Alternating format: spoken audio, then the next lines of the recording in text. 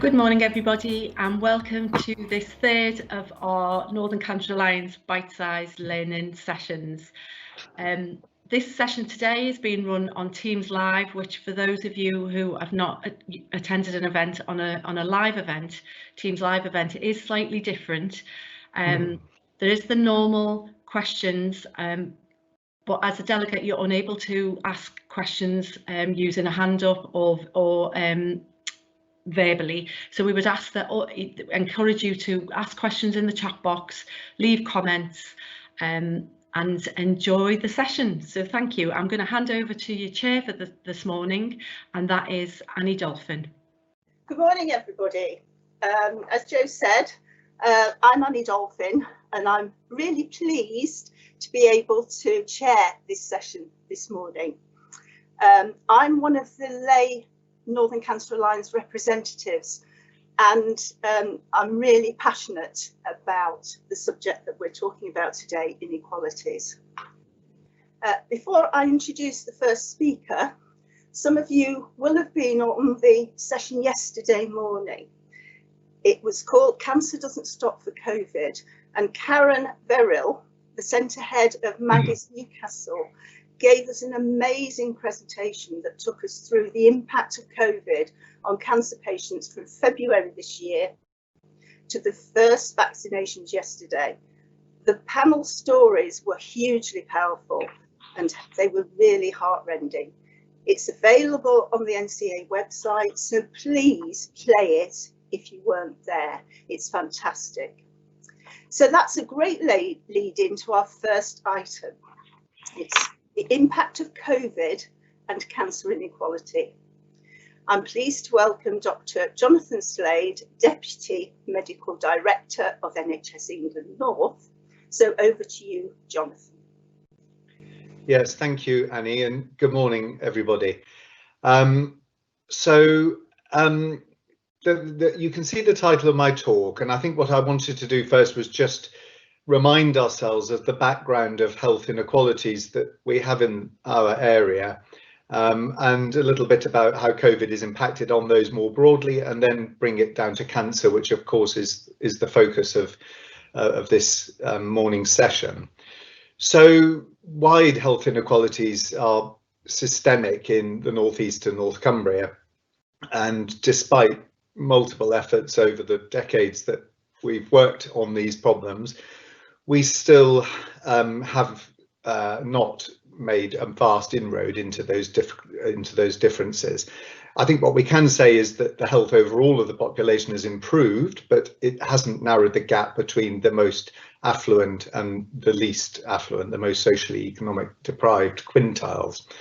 And I think it's fair to say that the COVID pandemic has once again shone a light, to use that well-used phrase, into this particular problem that we have.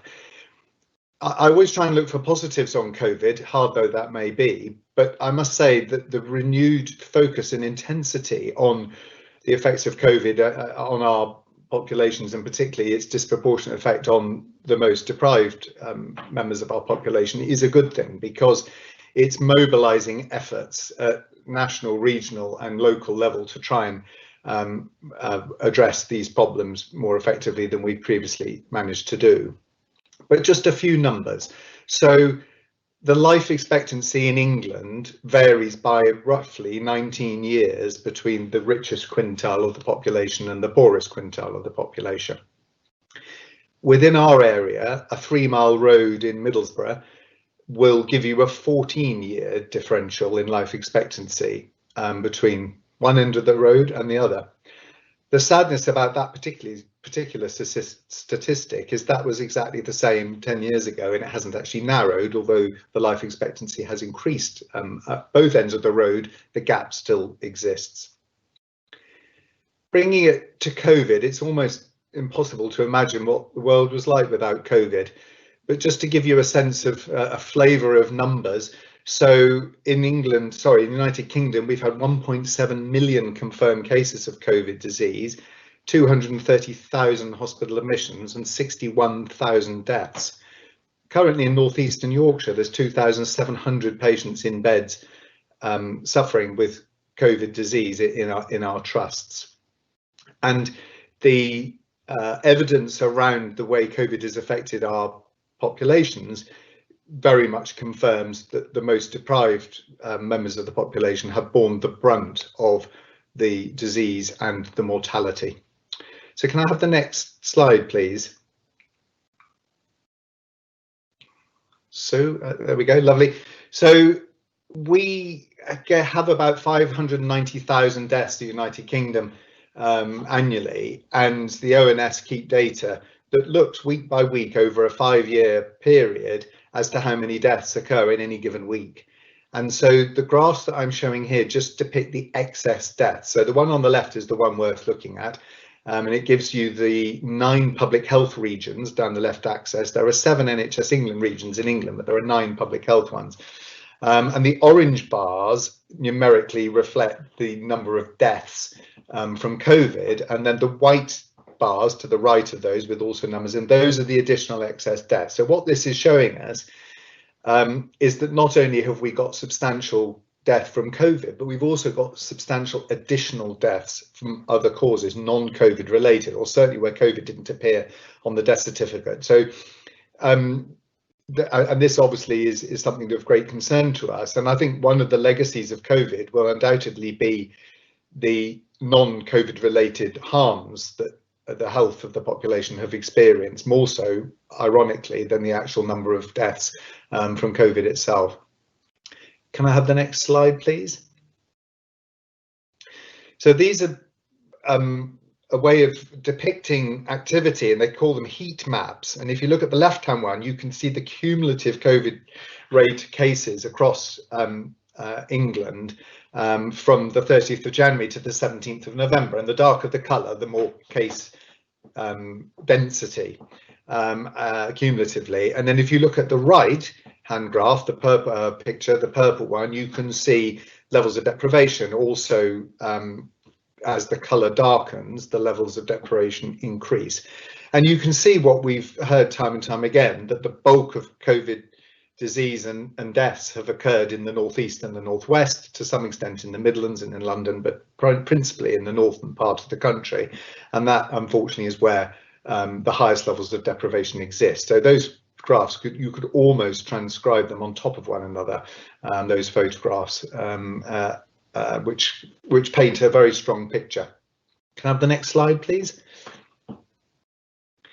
So we know that multimorbidity has an effect on our risk of death from COVID disease, and you'll see North East and Yorkshire and Humber on the left-hand side looking at the prevalence of 3 or more chronic conditions by region, and we're not quite the tops, but certainly there or thereabouts. The North East is slightly higher than the South West, and Yorkshire and Humber are also well up there. But this is very important because diabetes, for instance, doubles your risk of death from COVID. Being obese doubles your risk of death from COVID.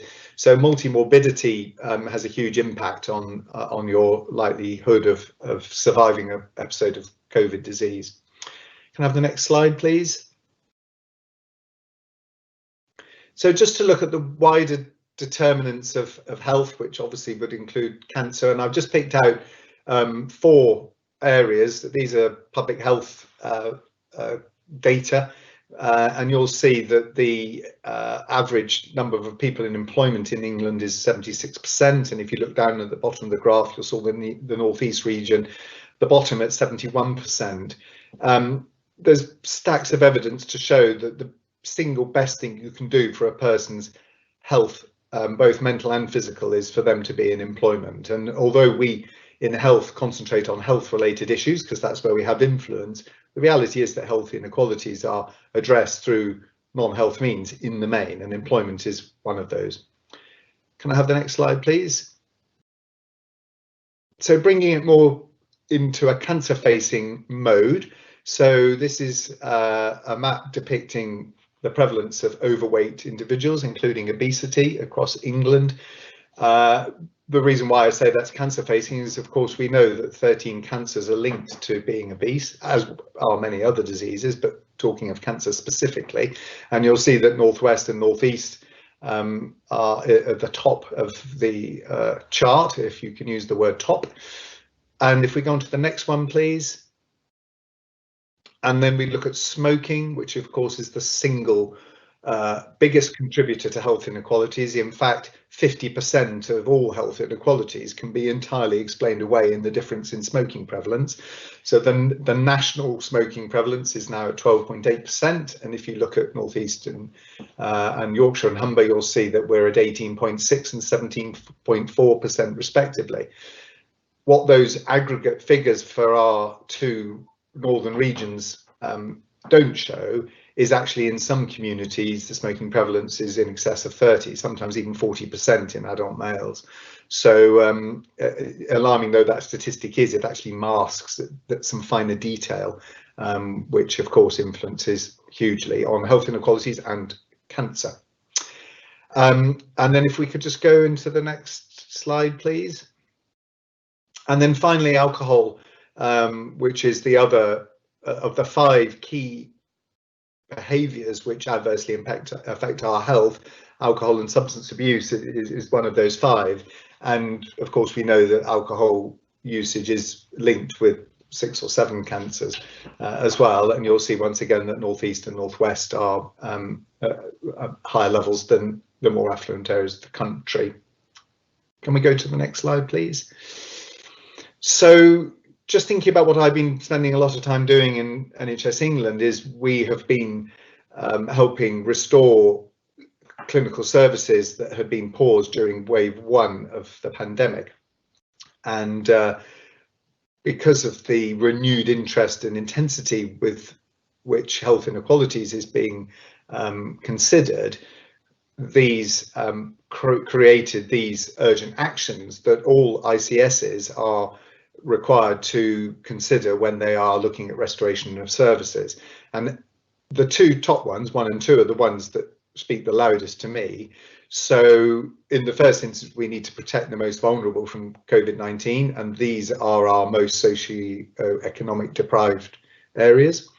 And secondly, we need to restore NHS services exclusively, because we know that the inequality of health that exists is not just about receipt of service, it's about access to services, it's about outcomes from treatment of services, it's about access to screening and so on. So the inclusivity issue is hugely important. Can we have the next slide, please?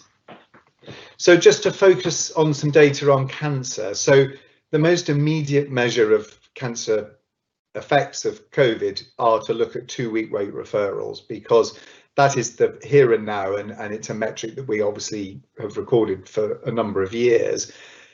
There will be other impacts on cancer, of course, that will become more apparent over time. So going back to my early comments about the non-COVID related effects of the COVID pandemic, of course, cancer unfortunately is going to be one of those conditions that will suffer substantially. So what I'm referring to here is people who are in treatment and whom have had treatment paused, and of course people who haven't been able to access the screening programs, the cancer screening programs that we've had in operation due to their cessation during wave 1. I mean, just on that, CR UK were estimating that there were 400 cancers per week going undiagnosed by the pausing of the screening, the cancer screening program. So that just gives you a sense of the volume of undiagnosed cancers that are out there. But there'll be many other contributing factors to cancer not being diagnosed in as timely and as an early fashion as we've been able to do in the past. Can we have the next slide, please? So this is a national data, and it's a bit of a busy slide, so I apologise. So it's looking at 2-week wait referrals, and it's showing the proportion of the 2-week wait referrals of the most deprived quintile of the country. So England is divided into fifths in terms of socioeconomic indicators, and therefore you would expect that the number of 2-week wait referrals for the most deprived 20% of the population would at the very least be 20%. It should be more, because cancer prevalence goes up with deprivation and it's not in a linear fashion. But nonetheless, we historically have had an average nationally 2.3% below that which we would at the very least expect, arguably more. And you can see that there was a dip in May, which obviously reflects the effect that COVID had on our access to services, and particularly through primary care and referrals onwards. There has been a degree of recovery, but as of July, and I haven't got more recent data, unfortunately, because there's a time lag, we still haven't recovered back nationally to the level that we were previously operating at, which was already too low. Can I get the next slide, please? Now, this just looks at North Eastern Yorkshire rather than the national graph that we saw previously. And this breaks down 2-week rate referrals and recovery by ethnicity, because we know that BAME communities who also experience high levels of deprivation in large numbers have also fared poorly through COVID, particularly, the mortality and so forth is substantially greater. And this looks at that, and you can see that the graphs are in the main tracking one another. I don't think there's any major concerns on that. The comment about below, when it says about the slowest people of Asian ethnicity, that actually refers compared to other groups of individuals who would be classed under the moniker BAME. Actually, BAME as a group have recovered somewhat quicker than white communities, as it happens. But within BAME communities, Asian has been the slowest to recover. Can I get the next slide, please? So this is bringing it back to North Eastern Yorkshire. So this is the regional slide, as opposed to the national slide, which I showed you. And this is probably the one that hits home the hardest for me. So although the national figure is the which defines the deprivation quintiles, puts the population into the 20% groups that I've mentioned, within the northeastern Yorkshire, 31.1% of our population actually sit in the most deprived quintile nationally. So therefore, at the very least, we should be seeing 31.1% of our population being referred on a 2-week rate, and we're not actually seeing that. And it should be more than that for the reasons I've already explained. And you can see that prior to the COVID pandemic last year, for instance, we were at 25.8%, and we've recovered somewhat now to 25.1%, although we are still not back to the historic levels.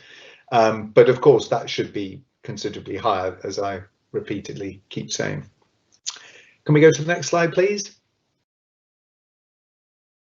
So this is my final slide. I think I've made the comment about ethnicity, and I think I've made the point about the 2-week rate referrals and how they demonstrate systemic inequality in one metric, but it will be transferred across in all others, and as we get more information, that will become clearer.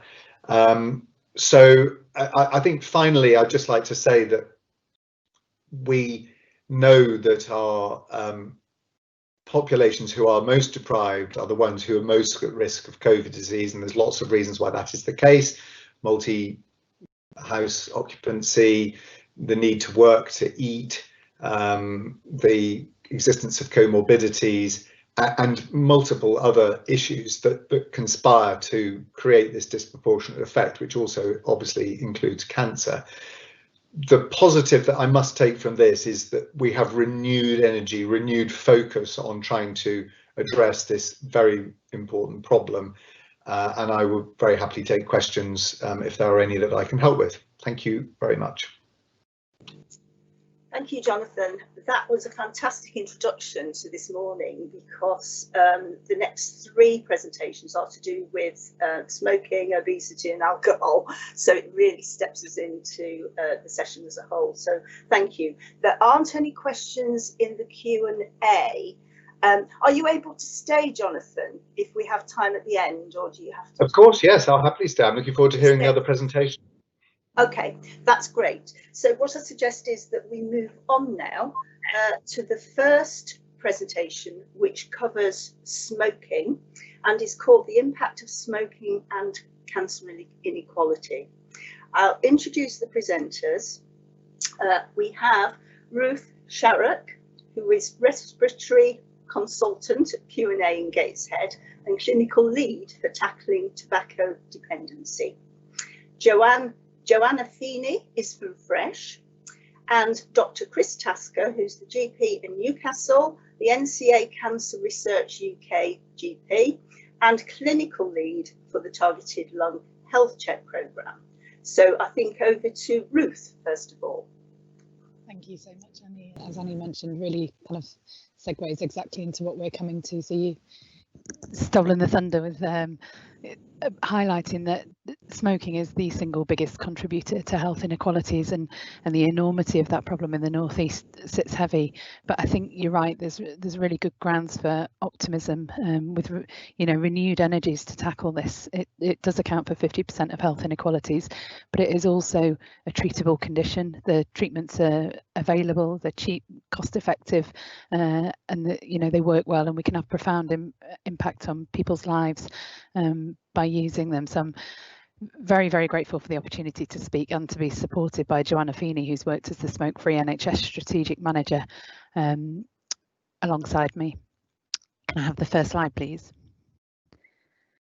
So the things I was hoping to cover, I've got some patient examples that I think really exemplify the kind of problems that health inequalities cause, particularly in relation to cancer presentations and smoking and lung cancer in particular.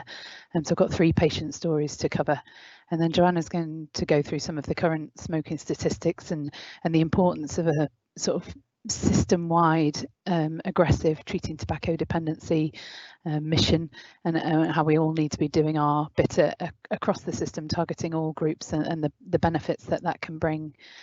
And just remind and encourage us all that we need to see this not as a lifestyle choice, it's a disease. Tobacco dependency is a chronic, long-term relapsing condition. It runs in families, it's tied to socioeconomic status, it's associated with pathological change within the body, and the treatment's there, and it's the responsibility of all of us as health professionals to identify that and treat it. We'll promote some of the evidence base and share best practice and an example of primary care and secondary care examples of this, and then just a system-wide call to action as a finish. Could I have the first patient slide, please? So this is the absolute kind of exemplification of what Jonathan's talking about how COVID has widened health inequalities, but how those who smoke and are affected by the health implications of smoking are really affected the most. And I've got 2 cases, this gentleman and another one, really at opposite ends of the spectrum, who've experienced a very, very different cancer journey in the last few months while we've been living with COVID. And it just brings it all to life for me, really. So this first guy, Laurie, is 53. He's had a really tough life. He has worked a little bit as a builder's labourer, but he's been unemployed for many years. He's got very challenging home circumstances, some of children and grandchildren in care, and he's had to relocate for various reasons. He smoked since he was 9, as all his family have, and there's some literacy issues. He's got type 2 diabetes, which is poorly controlled, COPD, and some spirometry when we were still allowed to do it at the start of the year. His FEV1 was 39% predicted. Sort of how bad he's managed to affect his lungs in his just 53 years, got a history of ischemic heart disease with cardiac stents in an angina. And he presented, he'd been the only person who was really in regular contact with him, especially when everything else was falling apart back in March time. His diabetes nurse was trying to help him get his control better and noticed he was losing a significant amount of weight, and one way or another ended up attending for a CT scan that found some abnormalities around his right bronchus intermedius, right lower lobe, and I've put that on the chest x-ray. This was his second scan, so it's a bit more obvious by the time he got to this point, but you can just kind of see the upside down Y shape of the airway through the more solid round tumour at the bottom of the right lower lobe. So he got referred because of abnormal CT and symptoms as a 2-week wait back in March, and we were still accommodating the 2-week wait referrals, although it was a bit harder sort of finding the outpatient space and getting people in, and it was very much more accessible to those who were readily contactable and had transport. And and a bit more difficult for this gentleman. He did come to his first appointment, but then we tried to arrange a bronchoscopy to have a look down in his airway, and he was very nervous by this. You know, he'd seen everything when he came to the 2-week wait appointment, everybody in all the PPE. He was quite frightened. It took a few phone calls to persuade him to come to proceed with a bronchoscopy. We ask people not to smoke at least for a day or a couple of days beforehand, because it just makes the airway so hypersensitive and reactive. He must have just put his cigarette out the minute he stepped over the threshold, because he coughed and coughed and coughed, and there was just no way of proceeding no matter what drugs we gave him. So it was a difficult procedure that then kind of hung over him, and he didn't want to come back. Several phone calls, and eventually I persuaded him to come back to my list, and we tried again, and exactly the same. He still obviously just had a cigarette. It was impossible to proceed. And so then the only alternative really was a rigid bronchoscopy under the surgeons to try and get the diagnosis, which meant, in the full height of COVID, trying to get an appointment with cardiothoracic surgeons for pre-op assessments, and to get in for a guy who's got no money, no transport, no one to take him there, can't read letters. It was very difficult, involved a lot of phone calls and people advocating for him and trying to provide a joined up service, but eventually was diagnosed with a squamous cell carcinoma in his right lower lobe. I had to tell him that over the phone, because we couldn't, he'd really decided he was never coming back to hospital at that point. And eventually there were 16 different encounters trying to get to this point. He technically could have curative surgery, could have probably a bilobectomy. It's a bit difficult to work out the extent, but he's 53, it's an early presentation, early stage lung cancer, and there's a curative treatment option there.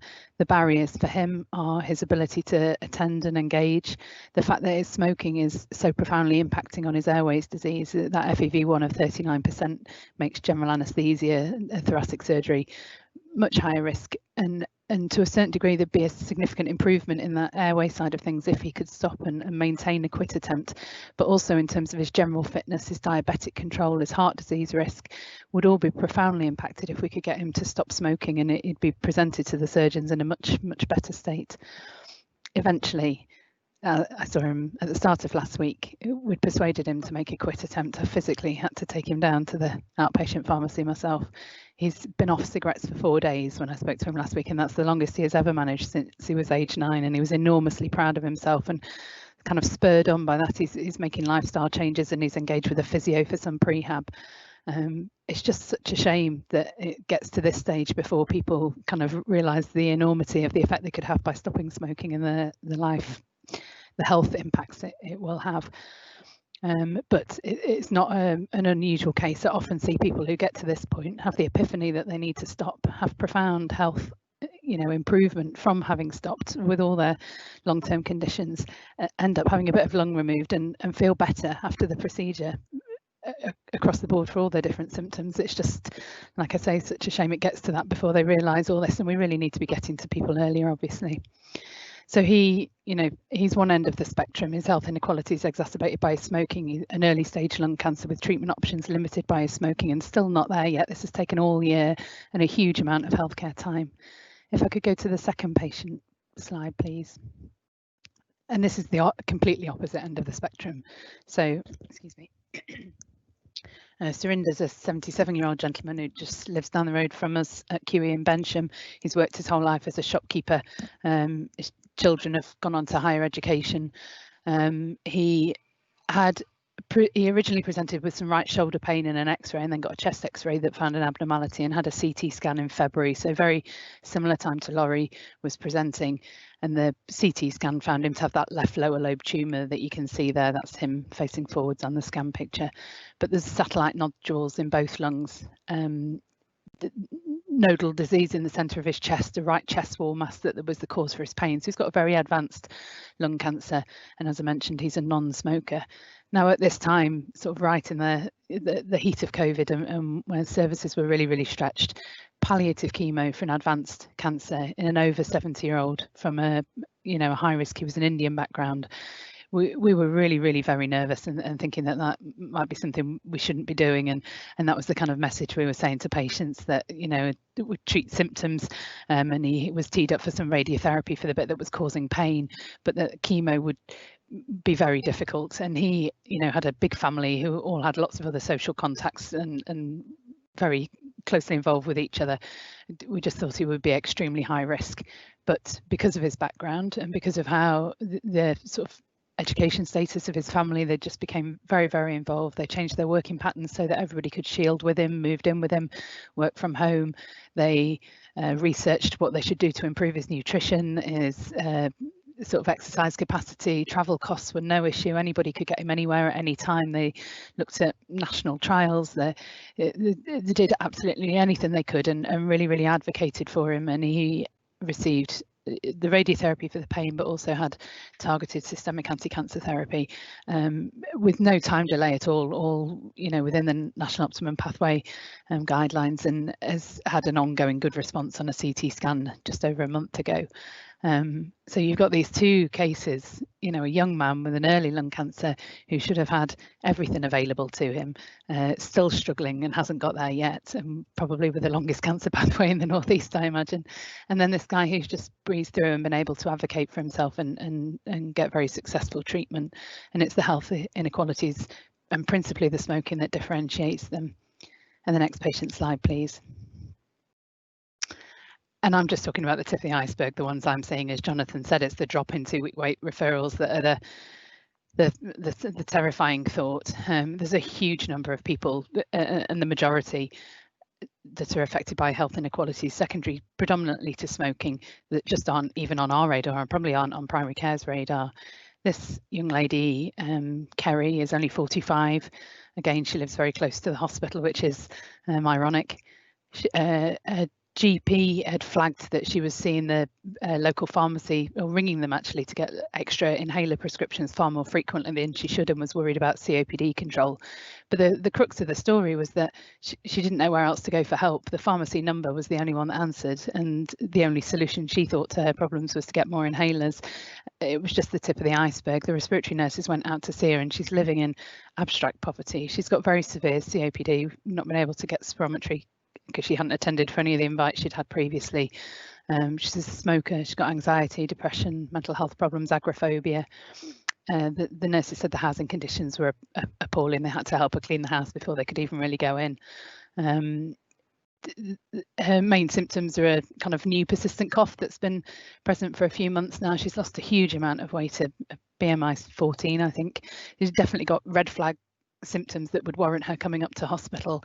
It was a huge undertaking just to get her for a chest x-ray. The respiratory nurses had to sort out the funding, the taxi, meet her at the door, bring her in, get her back home again. We had to do a prescription for some diazepam. We're trying to get her for a CT scanner. I don't know whether it will be possible or how, but we're just scratching at the surface with all of this, and it's the absolute manifestation of what I'm seeing day in, day out of the problems caused by the health inequalities. The next slide, please. And I think this is moving on to the current smoking data, and I'll let Joanna present these. Yep, thanks, Ruth. So I mean, we have made good progress in relation to bringing smoking prevalence down from where it was in its peak in the 1970s, where we had 1 in 2 people smoking. And as Jonathan had said, the most recent rates for adults is actually 13.9%. Apologies, the slides are a little bit back there. However, I think what we need to do is not let that national prevalence distract us from the fact that there is still more to do. And in the Northeast, although we've done some amazing work to close the gap between the national prevalence, our smoking rate is still higher at 15.3%.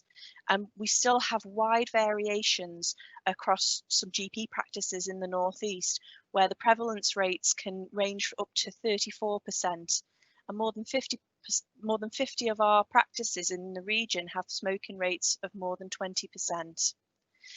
We still have more than 6 million smokers in England, and as we know, smoking remains the key cause of preventable death, premature death and disease. It kills 1 in 2 of its long-term users and is the only product that, if used in the way it's designed to be used, will do that. And as Jonathan said, it accounts for more than half the difference in life expectancy between the richest and poorest in society, with smokers dying an average of 10 years earlier. But for every 1 death, we have another 30 smokers who are diagnosed and who are living with a smoking related condition, and they're living much of their lives in poorer health. Next slide, please.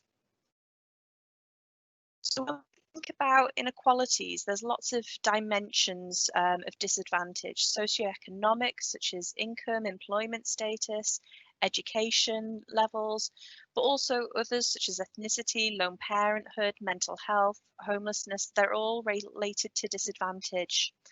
And I think what's really important to note that all forms of disadvantage are associated with higher smoking rates. And this slide just shows some of these. So for example, smoking rates amongst those with no qualifications is more than 3 times higher than those who have degrees. Smoking is twice as high amongst those who are single compared to those who are married. And again, it's twice as high for those who are economically inactive compared to those who are employed. As smoking is so harmful, any difference in this prevalence across population is inevitably going to lead to differences in illness, in mortality, and also in access and services, which I think, Ruth has really just demonstrated there. We know also that quitting smoking is also highly patterned by social inequalities and disadvantage. With people in the most disadvantaged groups less likely to access support and medication to help them quit smoking. I think that, there's this general misconception that disadvantaged smokers are actually harder to reach and that they don't want to quit. If we were to look at mental health as an example, where we know that around 40% of those with a mental health condition will smoke, and 1 in 3 of all cigarettes smoked in this country are smoked by somebody who has a mental health condition, they are actually just as likely to report that they want to quit smoking, and they're just as likely to make a quit attempt, but they are less successful at doing so without that targeted support. Next slide, please. So not only can we look at the health impacts of smoking inequalities, but smoking is also a cause of poverty, which compounds and exacerbates those existing health inequalities. In the UK, smoking drives more than 1 million people into poverty due to the cost of tobacco, including more than 250,000 of children who are actually living in poverty as a result of lost income to tobacco. For those who live in social housing, nearly 15% of their disposable income is spent on tobacco. So what we can see is that by reducing the smoking rates, we can improve not only the health, but also the wealth of the poorest in society, and can help close that gap with the health inequalities. Next slide, please. So low income is also associated with higher rates of long-term conditions. And obviously, as we said, rates of smoking are higher amongst those low income groups. And again, this causes and exacerbates many of the long-term conditions, such as respiratory disease, cancers, where smoking, accounts for a large proportion of the deaths. Smoking impacts asthma with worse symptoms and increased hospitalization. Smokers are 6 times more likely to have a stroke, and those with diabetes also have increased risk of complications and premature death. We know that people with long-term conditions account for around about 50% of all GP appointments, and 64% of all outpatient appointments, and 70% of all inpatient bed days. And with those who smoke, they're more likely to be hospitalized and more likely to experience worse outcomes due to the comorbidities. The NHS in general, but specifically primary care, has a frequent access to smokers at the key teachable moments, and this does provide us with a unique opportunity to engage with patients who smoke, who may be experiencing disadvantage and have comorbidities, to offer treatment for tobacco dependency, which, as Ruth said, is evidence-based and is relatively cheap. In addition to reducing health inequalities, smoking will also build the resilience within our health system and our social care system, as well as the wider economy. Next slide, please.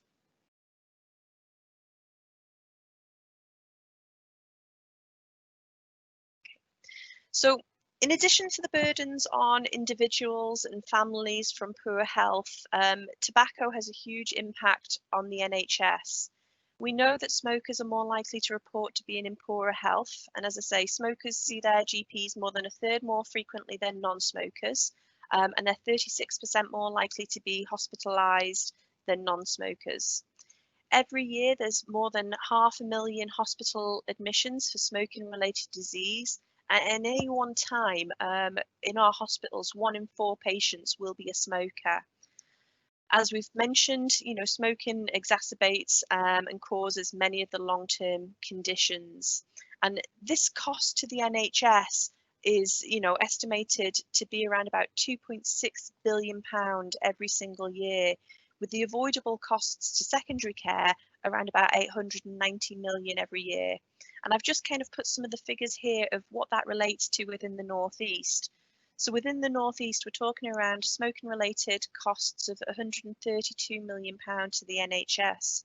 And this is made up of 1.25 million GP appointments, over 400,000 practice nurse appointments, over 220,000 outpatient appointments, and over 36,000 hospital admissions.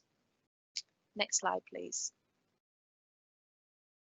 So last year, the government set out the ambition for a smoke-free England by 2030, and that was defined as smoking rates across all groups being less than 5%. As you can see from this projection from Cancer Research UK, based on our current prevalence rates and decline in England, we're not really going to hit this target, but we won't be far off as a general population. By 2030, we'll probably hit around about 7.7% if we don't do anything, and we'll hit that 5% target by 2037. Next slide, please. However, if we look at the projected prevalence by deprivation levels, the health inequalities become starkly obvious. If we do nothing and we continue on the projected course that we are, we know that the two populations from the 2 least deprived areas will actually meet that 5% by 2030 ambition. But those from the most deprived areas won't reach the 5% until 2047. And this just means it's going to continue to exacerbate and widen those health inequalities, as those from the most deprived areas, such as in Ruth's earlier case study, will continue to suffer the ill health, the disease, and the premature deaths. Next slide, please. So what about the North East? Well, all the health and wellbeing boards signed up to the ambition of reducing general prevalence to 5% by 2025. And as you can see, based on this forecast, again, we're a little bit way off that. In order to achieve this, we need to take immediate actions now. We need to take the opportunities that present to us within the NHS, especially if we want to reduce the smoking prevalence across all groups and tackle health inequalities. Next slide, please. So can we do it, and how do we do it? I think they're the 2 main questions.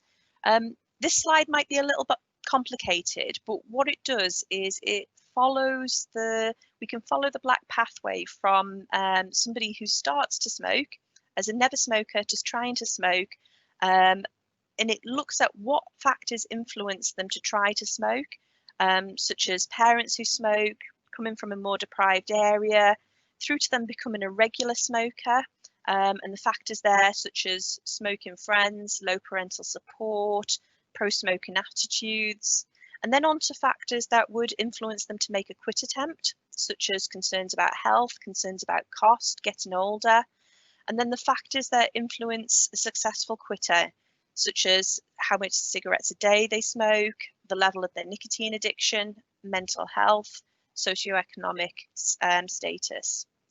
Within the wider tobacco control, there are lots of factors that can positively influence this pathway, including increased cost, ban on marketing, restricting smoking locations, for example. And then there are some factors that will specifically positively influence both people attempting to quit smoking and also the likelihood of them successfully quitting. And these are identified in the red there. So we've got the providing routine advice on quitting and medication and behavioural support. Next slide, please. So what we can do in the North East specifically, well, the modelling has been done and we can actually meet that 5% ambition in the time frame. But in order to do this, we need to focus on two main things. First, and most importantly, we need to increase the number of smokers who make a quit attempt every single year. At the moment, despite 2/3 of smokers reporting that they want to quit, only 1/3 are making a quit attempt. If we can increase this to around about 50% of all smokers, through providing systematic advice from healthcare professionals, it'll help us to kind of create this quitting norm, and it will be on way to meeting this ambition of 5%. In addition, we need to sustain or increase the current quit success rate. And again, we can do this by ensuring that where smokers are wanting to quit, they have easy access to the support and medication to help them. Next slide, please. Okay, and I'll hand back over to Ruth. Thank you, Joanna. Thank you. In response to all of this, and as a call to action, the RCP produced the document Hiding in Plain Sight, and I'm sure most of you have probably read it, but it's really, really powerful.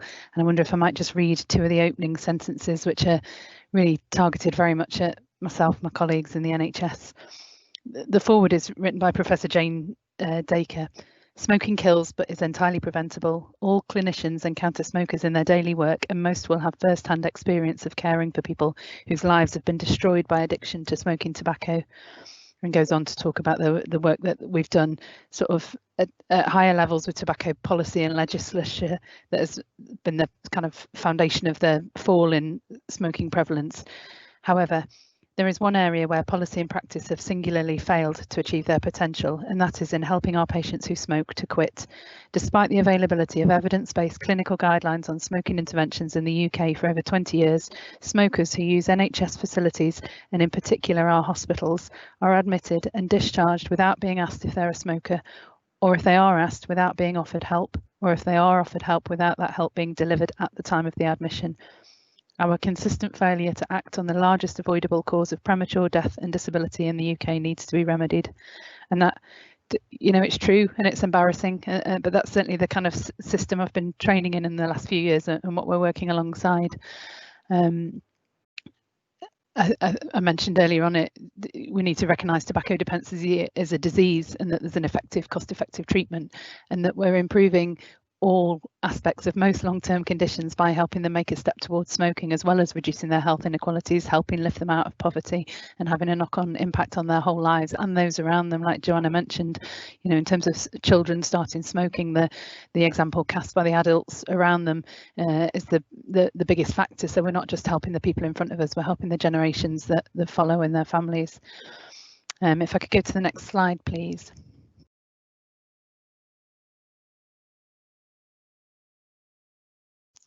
On a much more positive note, and this really does fill me with hope. There's a lot of questions around it still, but the government has committed to the NHS long-term plan. Number one priority is tackling tobacco dependency and recognition of our woefully inadequate secondary care services, and this is to be supported by a funding commitment through the long-term plan, really concentrating on the better provision of smoking cessation within secondary care. And the UK model that they've used for the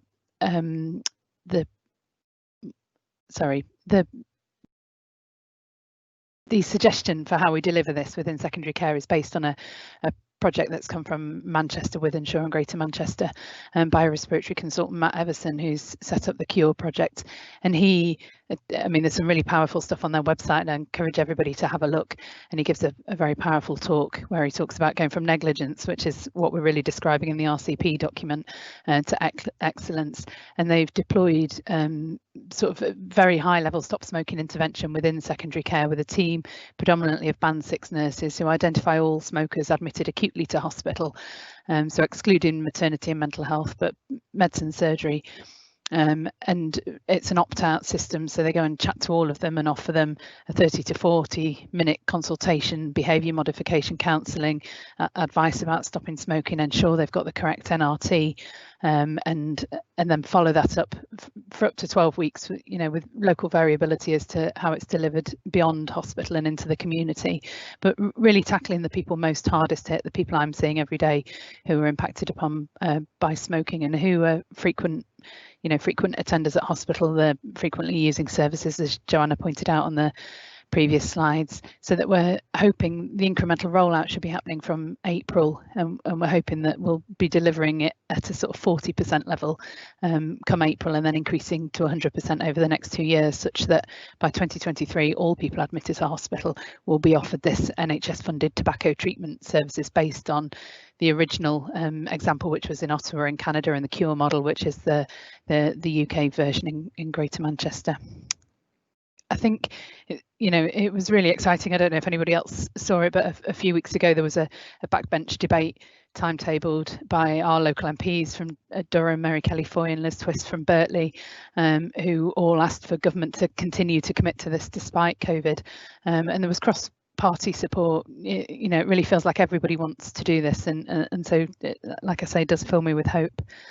Next slide, please. Joanna's prepared some data, you know, extrapolating what they saw in Ottawa and what they've seen in Greater Manchester. You know, if we are able to deliver this across the North East in the Foundation Trust, the outcomes are phenomenal. You know, it's hard to believe, but you're talking about reducing 25,000 readmissions because these people are in and out all the time, and tackling their smoking is the one thing that can have the most profound impact on that. And £38 million in savings versus the cost of implementing it of 5 million. So it's mind-blowing. Because it's mind-blowing, if I can go to the next slide, please. We've looked at going, you know, trust by trust, you know, what does that mean for each individual trust? So for my example, QE and Gateshead, we're talking we have 12,000 smokers admitted per year, and that's costing our NHS in Gateshead £10 million per year, including 4.4 million on the smoking related hospital admissions. And if we implemented this sort of a model, we'd get a 12% reduction in all cause readmissions at 1 year, which is 1,475 fewer readmissions, saving 2.3 million and an extra 20 beds per day. And I cannot tell you the impact having an extra ward would help. We've practically been putting beds in broom cupboards over the last few months. So, you know, an extra 20 beds per day would really be a phenomenal impact. And so Joanna's busy working on what this will look like in every trust and how we can, you know, sort of spell out how the model will be delivered and how it will impact on services, and try and get trusts to get on board and be ready to deliver with it. And there's a very clear guide of what the service pathway should look like for that. If I could go to the next slide, please. Obviously, we'd hope that us tackling the, you know, the real tough nuts who've already got the profound health implications from smoking in secondary care will have a big benefit to our primary care colleagues as well. They're using their services just as much, but it is really important that this investment in secondary care services isn't seen alone, and that we use the momentum and the enthusiasm to support colleagues across the board and in all systems to deliver better stop smoking. And in primary care, I know Dr. Tasker's been working really hard, and you know, I've seen his talks on 30 seconds to save a life, and promoting the use of very brief advice, which is just so simple to deliver. And what we really want to be doing is utilising this at every healthcare contact. People most affected by health inequalities don't present predictably and reliably at scheduled appointments. They come when you're not expecting them, to different healthcare professionals and via different routes. And we need to have a system where whoever they're in contact with has got this tool under their belt to very, very quickly ask, you know, do you smoke? What are you smoking? And to record that, so that we really got a finger on the pulse of exactly what the population prevalence is in each practice, and to give them a very brief piece of advice about the best way to stop smoking. That, you know, there's support out there, that nicotine replacement therapies help. If that's not for them, that use of e-cigarettes might be a safer way of reducing the harm from tobacco, and sort of giving advice specific to them, and act on that by offering them support to quit, whether that's a leaflet, the smoke-free website address, directing them to either practice-based or community-based stop smoking services. We're really talking 3 sentences in 30 seconds. And the more all of us do that across the board, we're chipping away at them and offering support. The next slide, please. And I know my GP colleagues will already be aware of this, but again, a bit like the Cure project for secondary care, this practice in the West Midlands implemented this sort of systematic offering of very brief advice for all contacts with smokers to a primary care practice. So it's a practice of nearly 4,500, with a quarter of them being smokers and over 800 of them smokers with long-term health conditions. And they recognised that the smokers were having more appointments per week than the non-smokers, often more than 5 appointments every month, and the prescription costs were higher in the smoking group as well. So they instigated routine, very brief advice, proactively engaged their smokers, advertised local stop smoking services at the points of contact for their patients, and reaped huge benefits. So the number of smokers registered at the practice reduced to 17% from 23%. There was a 45% reduction in GP appointments for smokers with long-term conditions, a 48% reduction in unplanned admissions for smoking-related illness, a 55% reduction in home visit requests from the smokers with long-term conditions, and they noticed a reduction in their prescribing budget. And this whole instigation of this routine, very brief advice created an extra 20 appointments per week in the GP practice, which I'm sure is just as exciting to GPs as my extra 20 beds per day would be to me here at the QE. Next slide, please. So crook of role extrapolated, if we were able to do that across primary care, what that would look like by 2039, and how much of an impact it could have. And a bit like the secondary care figures, the numbers are absolutely mind-boggling. More than 10 billion saved in smoking related healthcare costs. I'll jump through the slides a bit, I'm mindful of the time. Next slide, please.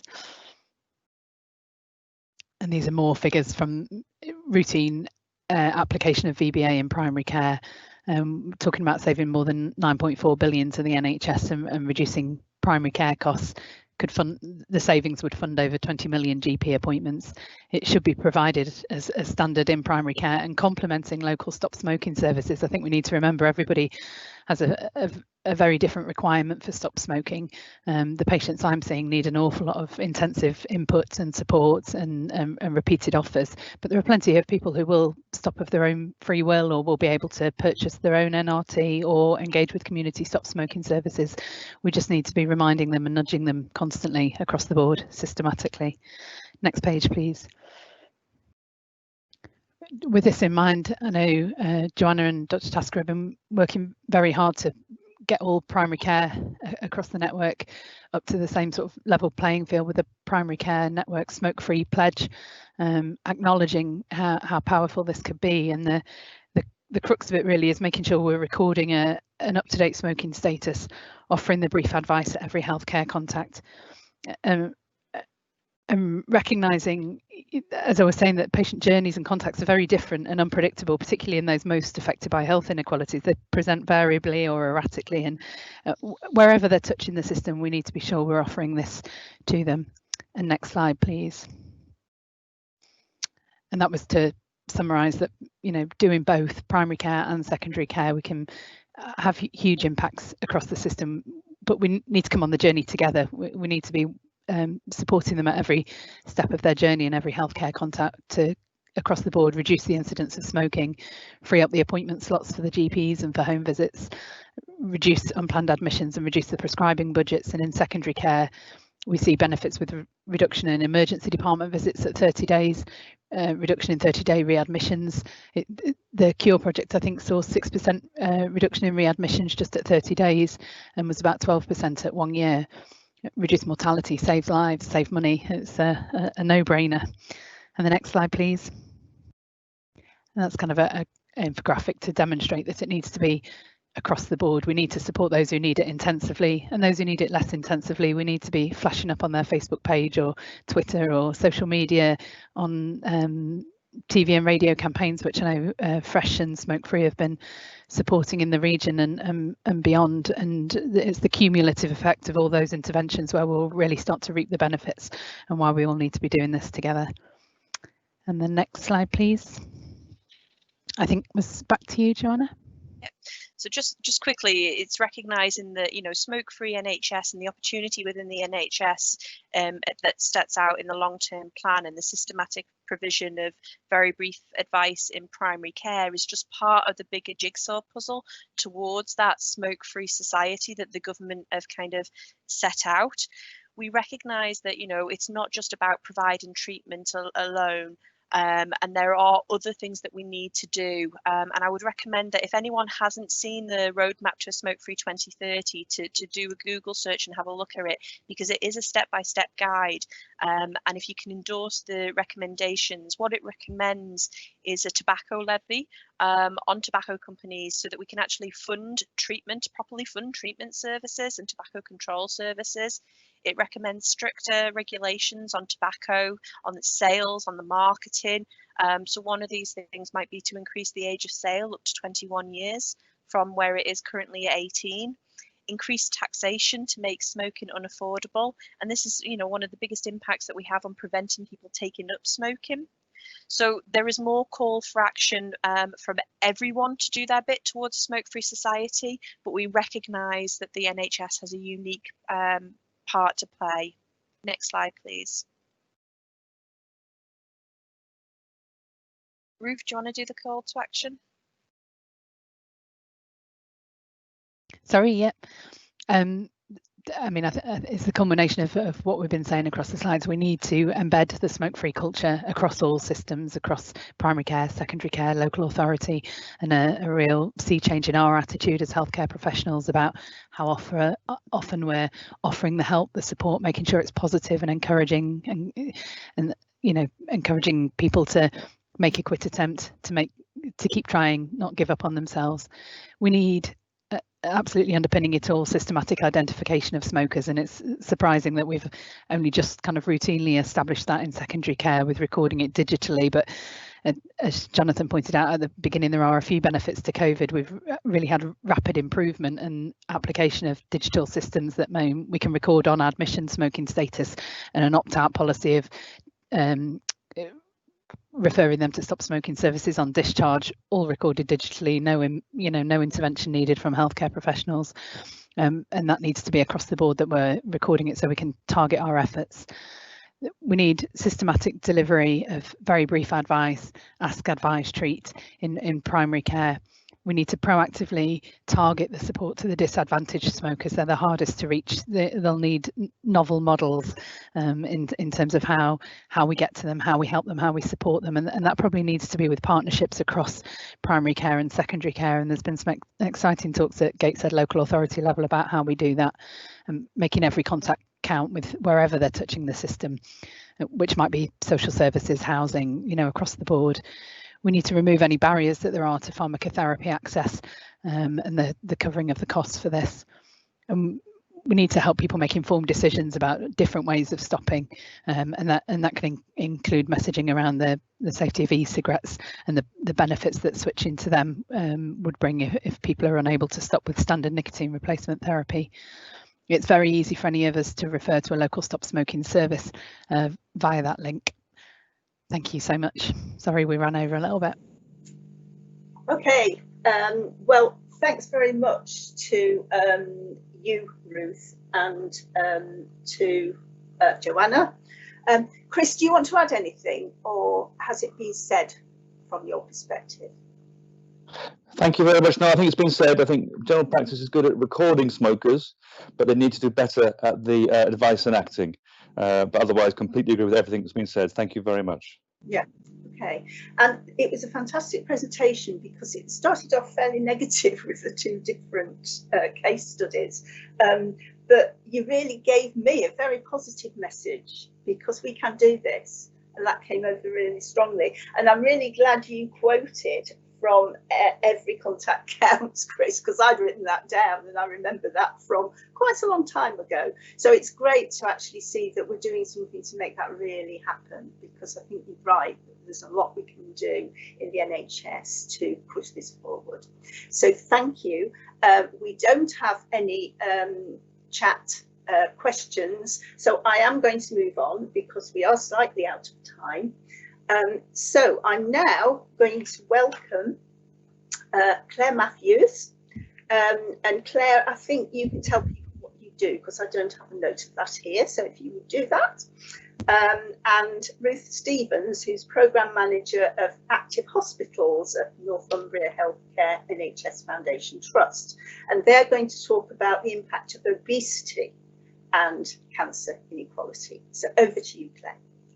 Thanks very much, Annie. So yeah, as Annie said, I'm Claire Matthews and I work within the PHE within the North East, and one of my areas is around sort of healthy weight and obesity. And I'm afraid I'm just a stand-in today because we'd hoped to have Lorna Smith, who chairs the Regional Healthy Weight Alliance, but unfortunately she's been unable to make it. She's a Deputy Director of Public Health within Newcastle Council, so unfortunately just unable to attend today, but you know, she's wishes she could be here. So hopefully on this presentation this morning I'm going to just give you a bit of an overview of some of the sort of the prevalence of obesity across the sort of life course from children through to adults, a bit of an overview of some of the current policy context that we're in, which has sort of moved really since we've been sort of going through this pandemic, and then in terms of what can we do in the North East, introducing some of the concepts around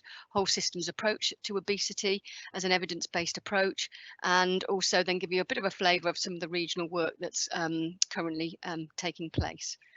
So next slide, please. So in terms of excess weight, it obviously contributes to a range of chronic diseases and long-term conditions, so type 2 diabetes, cardiovascular disease, hypertension, but it also, for people who are living with excess weight, are at increased risk from a range of different cancers there, and that sort of infographic shows that wide range of cancers that people are at risk from. Next slide, please. So in terms of what is the picture nationally in terms of obesity, this sort of infographic just summarises that, and I have some more up-to-date data since that was produced.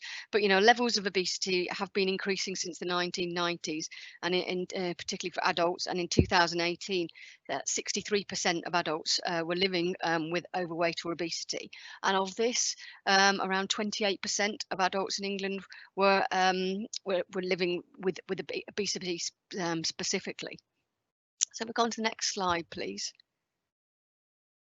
In terms of what does that picture look like in the North East, I think as Jonathan sort of showed in the first presentation this morning, in terms of adults aged 18 or over, and in terms of overweight and obesity, the North East as a region is above the England average, and we have about a third of our local authorities in the North East, again above that England average, and the rest, the other 2/3 are similar. So we certainly don't have any that are sort of doing any better than the England average, and this sort of chart really just shows that sort of list really for the 12 local authorities in the North East.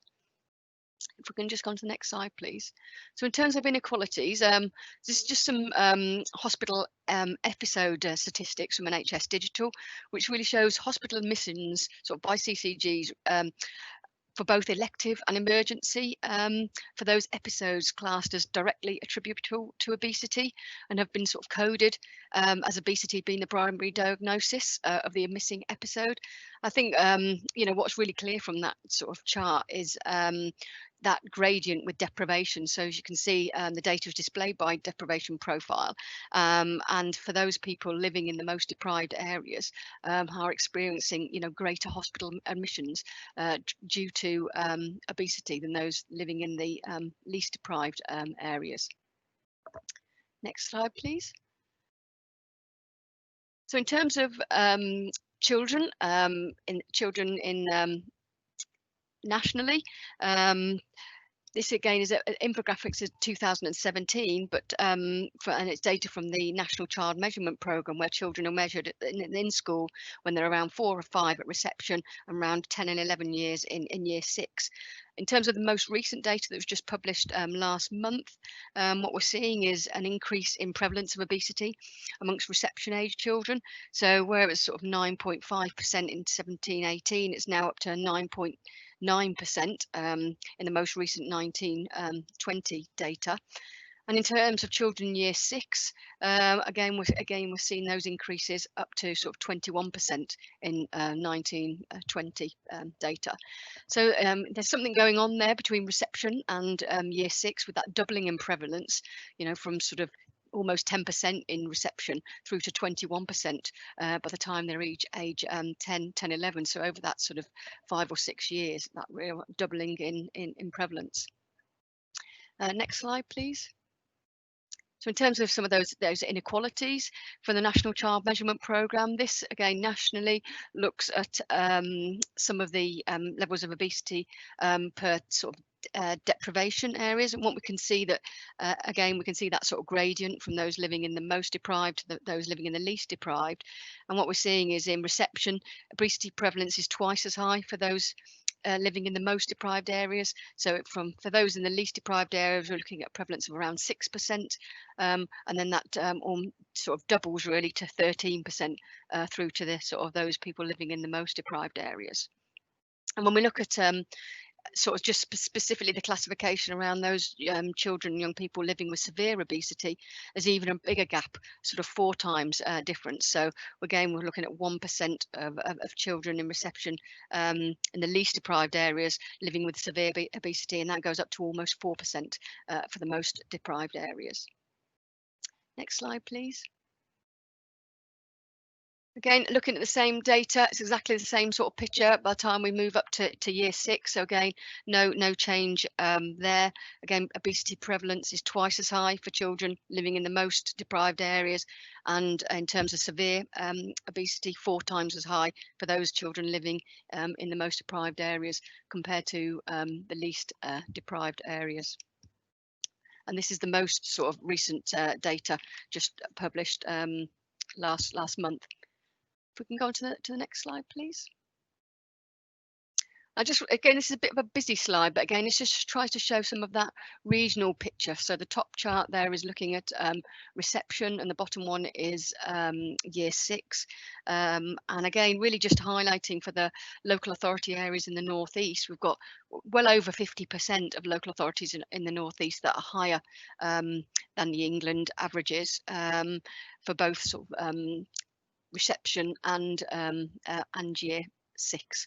So you know, not a great picture for us in the northeast, and certainly lots of work to do around this really complex area.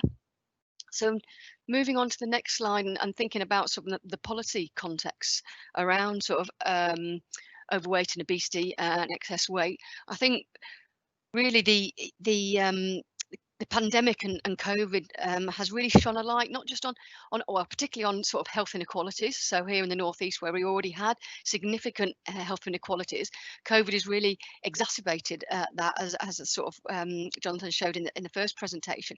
And you know, reflecting on the slides I've just shown, we've got inequalities around obesity prevalence as well. So there's been in July, PHE published a review of the evidence around sort of people living with excess weight and COVID, to really try to see what evidence was there.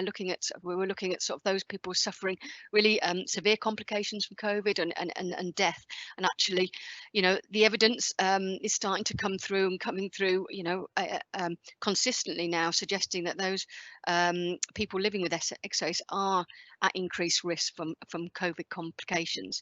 So, you know, putting all this together, given the numbers of people in the northeast living with excess weight, the distribution of this in terms of deprivation, you know, and those inequalities, it's really started to raise the profile of the impact of obesity, and the need that we need to sort of look at how we can regionally and work together to actually look at what we can do to start, I suppose, action on some of those areas. In terms of the long-term plan, this was obviously published prior to the COVID pandemic, and within the long-term plan there was a chapter on prevention, which included both tobacco and alcohol, which we hear about today, but also a section on obesity. Work around pulling forward some of those actions from the long-term plan have been paused during COVID, but actually work has now restarted on resuming some of that work. And actually for the obesity element of that, initial thoughts within the long-term plan were about piloting some weight management services in each of the regions. And actually that's moved on, and NHS England are currently in the process of looking to procure an innovation platform nationally, looking much more of a scalable approach and service. So looking at procuring a digital weight management service that will be rolled out in sort of April next year across the country, providing more of a remote digital offer for people living with excess weight, and specifically targeting that to those people who have a diagnosis of type 2 diabetes or hypertension, and for those people on top of that have a BMI of over 30. So that's something that will come on board next year, and there'll be plenty more work, I think, regionally to look at how those new services work with what we have locally in the region, and that is quite a mixed picture through sort of tier 2, 3 services, where we have some local authorities procure services and commission services. Some local authorities don't. Some local authorities are working on different models. So we've got quite a mixed picture regionally. So this potentially can fill some of those gaps, and then where we have got services locally, we need to look at how they can work together and complement each other. Another element of the long-term plan was, again, boosting increased funding and capacity within the National Diabetes Prevention Programme too. So if we move on to the next slide, please. In terms of government announcements, again, I think we sort of saw a shift here from maybe some of the government's previous thinking around some of the obesity work, and I suppose, dare I say, what has been previously termed the sort of sugar tax and things. And actually, I think, again, impact of COVID and the impact of on people living in obesity, and our own Prime Minister's own experience, I think really saw this again rising up the agenda in number 10 as well. So actually in July, the government published a series of policy announcements. A lot of these were already in existence through the childhood obesity plans, chapter 1 and 2, but again, this is really just I suppose fast track that and pushing those forward within some sort of quite tight timelines, and really looking at actually some of those wider determinants and some of the food environment that we really need to tackle obesity. So some of the announcements that were, that came out were things like around, consulting around restrictions on advertising of high sugar, salt, fat foods. So that consultations happened and closed in October. Or I think it was October or November. There's been a consultation around food labelling as well, and there's currently a consultation out now around further sort of advertising around foods as well. So lots going on there in terms of that policy and that wider environment work, which is really important, not just a bit like the tobacco agenda. It's not just about sort of treating people who are living with excess weight. It's looking at some of those, what are the causes and the causes of the causes. So some of those wider structural policy things that we need to look at. So along with those policy announcements in July, the government also launched a sort of cross-government campaign called Better Health, again utilising COVID really as that sort of reset moment, so really encouraging people to take a step into looking after themselves. They revamped the NHS 12-week weight loss app as part of that, and there's been a series of high profile sort of national campaigns, and some of the media stuff there is shown on the slide. So if we'll move on to the next sort of slide, please. So I think, certainly from a policy context, I feel, with particularly because of the pandemic, the health inequalities that associated with that, and the government's real push now around taking forward some of the structural and policy areas around obesity. Actually, it's a real opportune moment for us in the northeast. So I just really wanted to reflect on actually the complexity of obesity, and many of you will have probably seen this. This is nothing new, this sort of system map. It's come from the sort of Foresight report, but I think it's just really useful to reflect on actually how complex obesity is and how interlinked it is, and that there is not one single solution. There's many interconnected elements that and many solutions, and it's about sort of that all partners being engaged in this agenda and working across the system and working together, so that joined up action across the whole system is required to really tackle the causes of obesity. So next slide, please.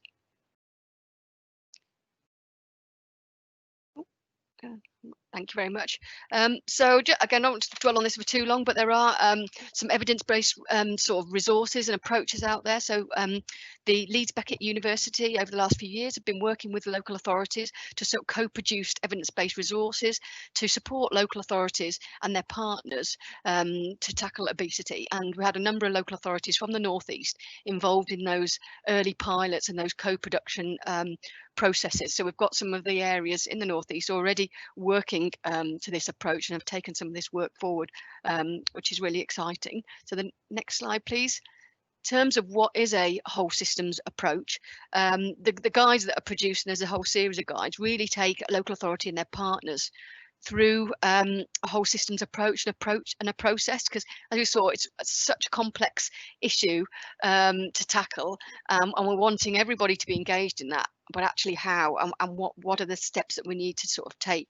So it's really about sort of that step-by-step process of identifying engaging partners from across the system. So that would be a whole range of different local authority departments, from the planners to the transport, not just public health, and it's not just a public health issue, through to the different sectors of the NHS and also the VCS sector, and others, on that journey. So actually engaging all those partners and engaging them in sort of stakeholder workshops to understand what that local picture is. And actually one of the really valuable things about this approach is that partners work together to develop their own systems map, so that a whole sort of spaghetti picture that we've seen, that actually you develop one of those locally to help understand some of those sort of causes, and also then look at what is currently in place. So looking at your system map, looking at what is currently there, to then actually help prioritize sort of actions to take that forward and implementing that. And it's very much that cycle process of sort of learning and refreshing through that through those different stages as a collaboration and as a partnership. So many of the local authorities in the northeast are currently working with their partners to develop whole systems approaches, and many of you may be engaged with your local authorities in that sort of process. Next slide, please. This infographic just shows that benefits the whole systems approach. So it isn't just about sort of obviously the benefits to individuals and the benefits and some of those costs to the health and social care system, but it is looking at some of those wider benefits in terms of that health promoting environment, so that healthy food environment, the physical environment as well, which are sort of enablers and are important in tackling obesity. But also actually it's a very much a asset-based approach. What are the assets in the community, whether they're physical assets, the green spaces, the community venues, but also those assets within the communities, those community leaders, those groups and things that are happening locally. It's about how all of this action can be harnessed across the system at that local place space to see some of those benefits and those sort of potential, I suppose, the potential of all partners to contribute, and actually for all partners to understand their sort of role in that jigsaw across the whole spectrum, really. Next slide, please.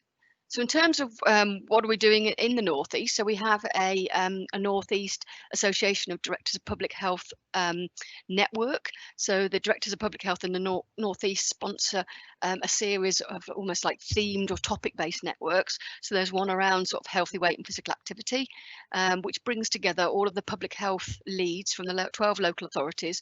So it brings the public health sort of healthy weight leads together. To really sort of look at how we can work collaboratively in the region to develop work where there's benefit to doing that at scale across the whole of the North East. So some of the things that we've done, well, some of the things we're doing at the moment, I suppose something that the group has always been really keen on is that the healthy food environment, and we've done a lot of work in terms of supporting local authorities around their sort of developing their working with their planning colleagues around hot food takeaways, and actually we're doing some more work now that actually from sort of with the pandemic, the government relaxed some of the regulations around planning restrictions, meaning that businesses didn't have to put in a planning application to open takeaways. So we've done a lot of work around that of mapping where hot food takeaways were, and as you would imagine, or there's a higher density of takeaways within areas of deprivation. So again, you can sort of start to see that sort of picture in terms of some of those structural things. So local authorities done a lot of work in terms of building in things to their planning process to actually limit the number of hot food takeaways in particular sort of areas, and particularly around schools and things. So actually we're doing some more work now as a region in terms of what's the impact now of the relaxing of these regulations, which were just and through till March 2021, but they've been extended again till March 2022.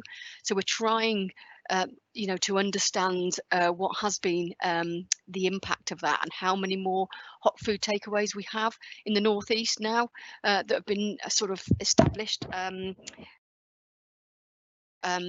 through the pandemic, and actually where those are, to actually see again, is that mapping again against deprivation and exacerbating some of those inequalities issues.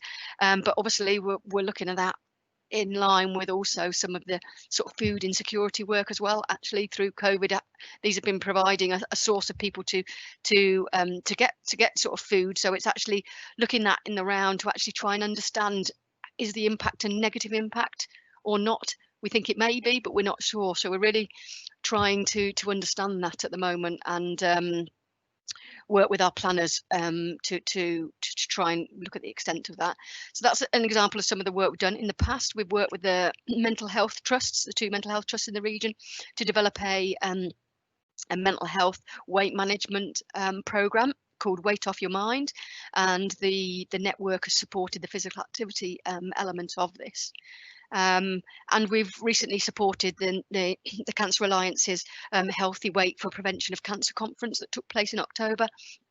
And so the network will be looking at how they can support and help to take forward some of the actions that came from this conference. So as well as sort of looking at opportunities for working together, we're also very much a sharing and learning forum. So a lot of the work that the local authorities are doing around whole systems approaches, again, this forum has been able to sort of share learning from that.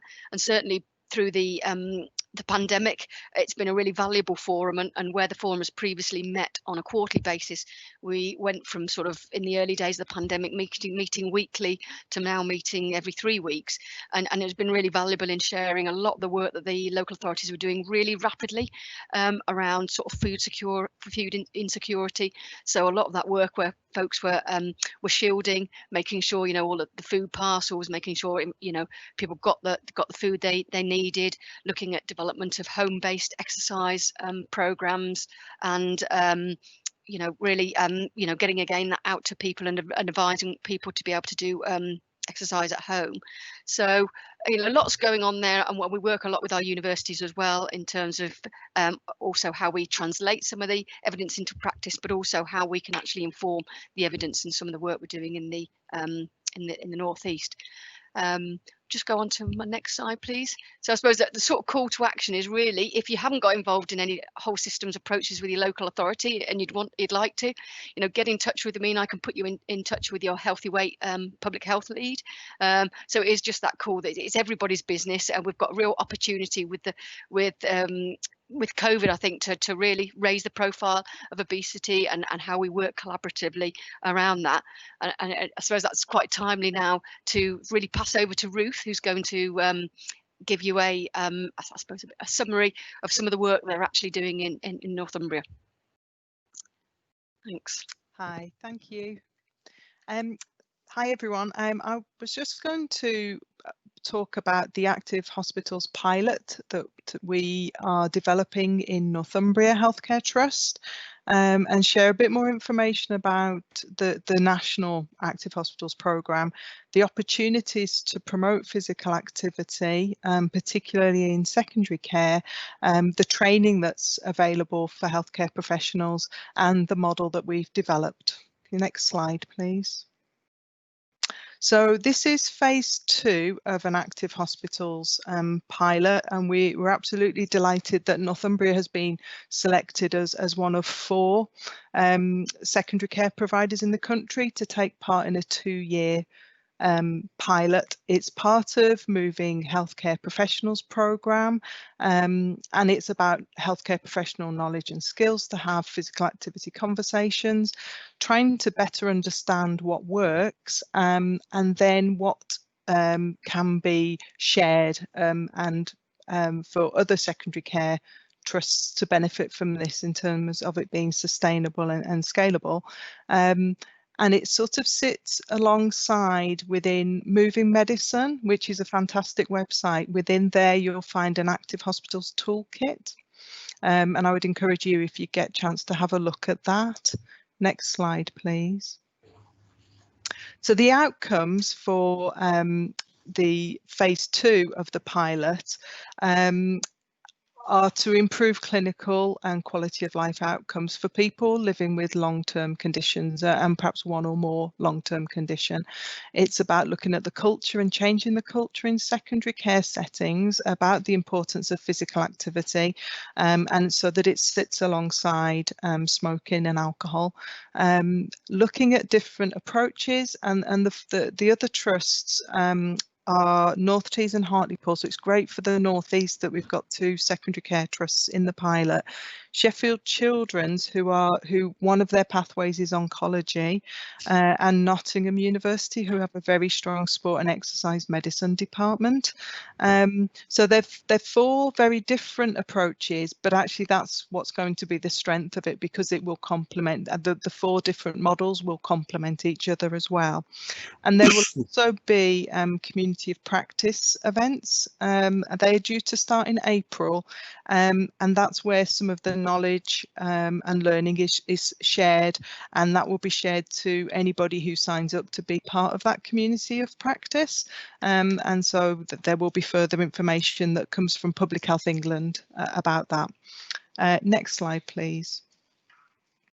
So why hospitals? And it's really quite reassuring that this does fit with some of the previous speakers, that it really is the opportunity to engage with inactive people like it is for smoking.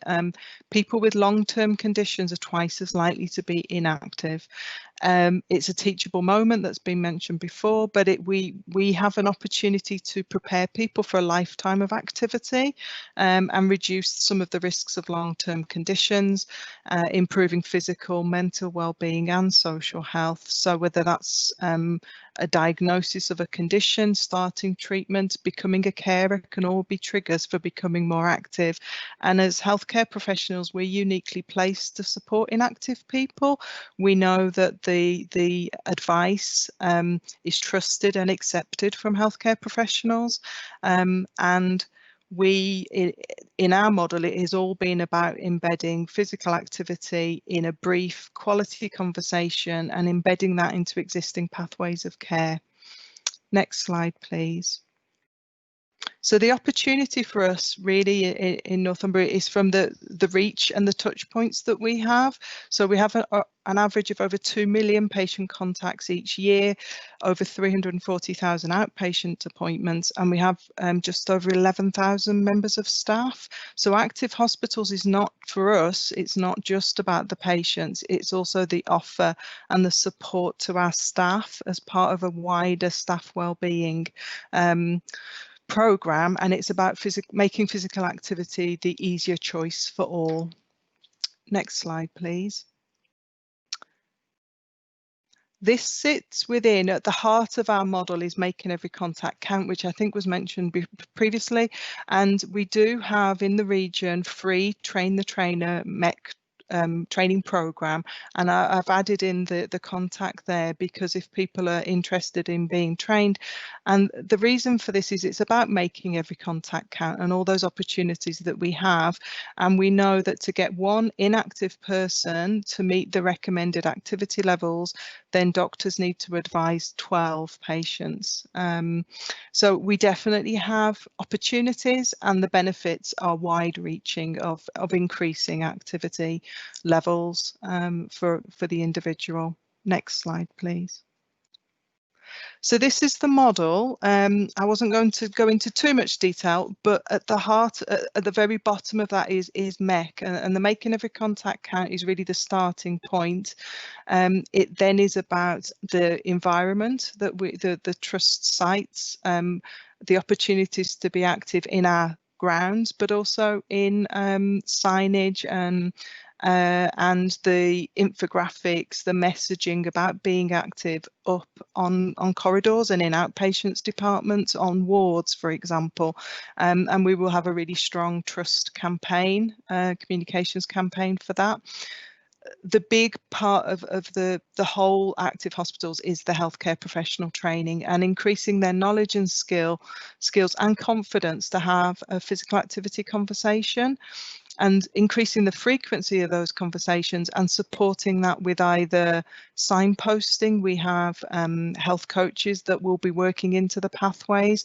There's some fantastic resources. There's We Are Undefeatable, Moving Medicine has a lot of consultation guides, and we have RISE, our physical activity partnership for the region, are involved. They're part of our partnership steering group, and that would then be looking at what are the targeted physical activity that we can support. We are looking to prioritise walking, bike, cycling, and sort of water-based opportunities, and some of that we will be able to develop as sort of a bit like a prehab model and pre-op model, but actually it's linking and what is sustainable and where do people live and what can they do in their homes, and we have the sort of community partners that are going to help shape that as well.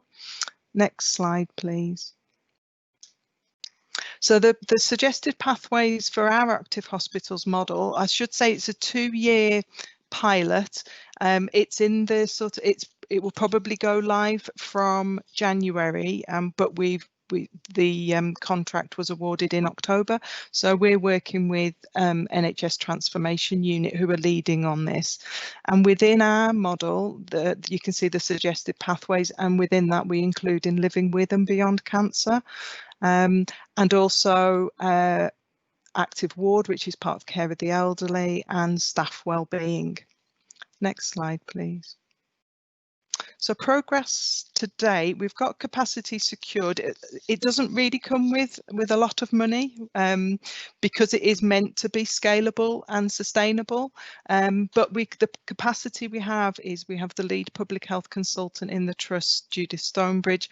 I'm supporting on the delivery, and we have an established steering group. And what's really important is that we have clinical leads from each of those pathways and clinical champions to support the promotion of physical activity. IT, estates, patient experience, learning and development are all part, as well as comms. And we're making use of the Moving Healthcare Professionals programme, which includes training, but also the Active Hospitals Toolkit. Next slide, please. I'll just go over these quickly, but it's just to show you the range of e-learning that's available via the e-learning for health website. There's 11, I think 3 new physical activity modules, one being cancer conditions. Next slide, please. Physical Activity Clinical Champions is available free from Public Health England. This is really going to be following from the MEC training. Once people have done MEC, then the Clinical Champions is the next layer to the training offer, and then we will look at bespoke training based on the clinical pathway and the needs, and motivational interview and behaviour change skills as well. So this is peer-to-peer, it's evidence-based, it's delivered via your PHE, your regional trainer. And if we go to next slide, you can see in the region that we have nurse, medic, and the allied health professional is also a physio, and from North Tees, so she's also from the other active hospital pilot. So those are the people, if you're interested in that training, to contact. Next slide, please. Moving medicine, absolutely, I would recommend if you get opportunities to look. It's evidence-based. It was as a result of phase 1 of the active hospitals pilot, and it includes online consultation and patient resources. And there's the link there for the video, which is just really great. It's just a quick 2 minutes and it will get you up and moving. The next slide, please. COVID, I just wanted to sort of show that COVID didn't sort of stop the opportunities, as other people have suggested, and really we increased the links and made use of all the stuff that was developed as a result of COVID for the being active at home and the online exercise options. And this is part of signage that all the MEC, the public health messages, we each had one of these, and that's the physical activity one. And as Professor Chris Whitty has said on several times, but in several briefings, that there's no situation, there's no age, and there is no condition where physical activity is not a good thing. Next slide. So thank you. Sorry, that's a bit of a quick whiz through. Thanks very much. Thanks very much, both Claire and Ruth.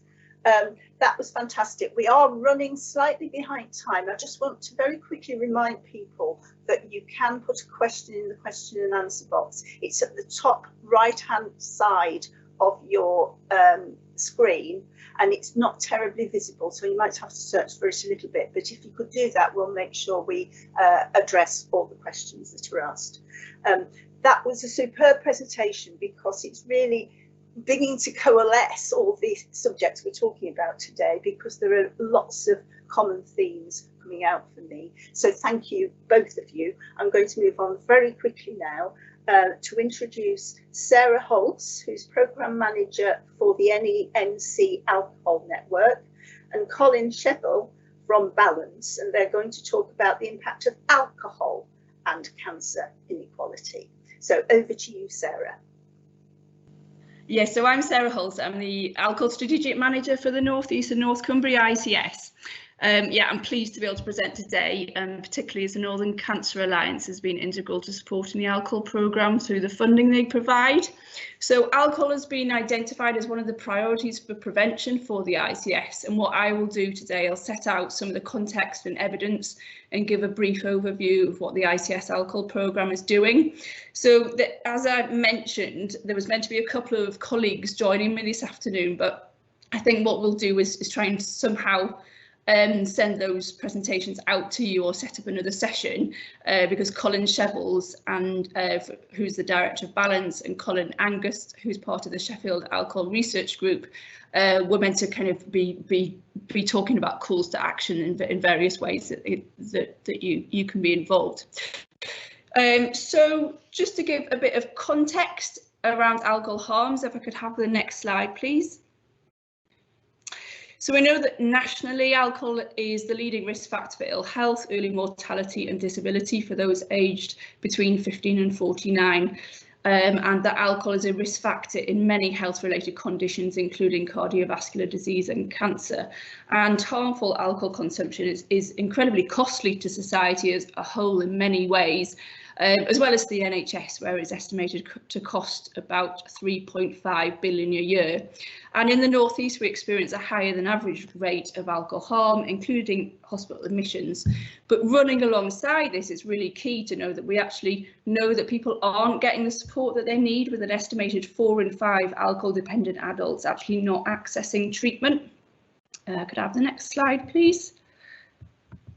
So looking at alcohol and cancer, we know there's an established causal link between alcohol intake and the development of 7 types of cancer, with alcohol causing just over 3% of cancer cases in the UK. And we know that in terms of cancer risk, there is actually no safe level of alcohol consumption, although the risk increases substantially the more alcohol is consumed. Next slide, please. So now, looking at alcohol and inequalities, and there's a really interesting thing about this, which differs from other lifestyle risk factors, in that although less affluent groups actually report lower average levels of alcohol consumption, these groups suffer from higher rates of alcohol-related health harms, and this is known as the alcohol harm paradox. And it's not actually fully understood why, but it's likely to be due to differences in patterns of heavy drinking and products consumed. So as you can see from this chart, which sets out the alcohol-specific mortality against decile of deprivation, the most deprived decile at the top is experiencing mortality at more than double the rate of the least deprived decile at the bottom. So alcohol has a role in fueling health inequalities. Next slide, please. So we know that this social gradient also plays out in the incidence of alcohol-related cancer, as we can see in this chart. But I think the key point here is that we know that because alcohol is a factor in many health conditions, including cancer, and that harm is most likely to be experienced by those in our most disadvantaged communities, and tackling alcohol use is central to the efforts that we make in addressing the health inequalities that we face across our society as a whole. And as we've heard this morning, COVID has exacerbated so much of that. Next slide, please. So what I'm going to do now is just go on and tell you a little bit about the ICS alcohol programme and what we're doing in terms of trying to prevent the harm around alcohol. I think we need to recognise that alcohol is deeply embedded within our culture, and in order to reduce harm, we need to work on a number of levels of prevention, and this is what the ICS alcohol programme is doing. And the key thing here is that we'd love engagement from as many people as possible, from many different organisations and agencies. So please do contact me if you'd be interested in being involved in any way. Next slide, please. So I'll just give you a little bit of an overview on those 3 levels of prevention. So firstly, primary prevention. We have supported the recent Balance campaign, Alcohol Not the Answer, enabling it to be TV-led and broadcast across the region, which we know is critical to the reach, engagement and impact of the campaign. And Colin Shevels, hopefully at some point you'll be hearing from him about how the drivers of alcohol harm can actually only be tackled by coming together and having a collective voice. And this is one of the reasons why we've established an alcohol network where clinicians can come together, help shape the regional alcohol programme, but also collectively make a difference by driving a social movement for change. And our next meeting is... Next slide, please. And Colin Angus, hopefully at some point you'll be hearing from him, and that he'll be talking about how screening patients for alcohol use can help reduce inequalities. And in the ICS, we're exploring how we can successfully implement this by using a populational health management approach in primary care to target patients with conditions where there is a recognised link with excessive alcohol consumption.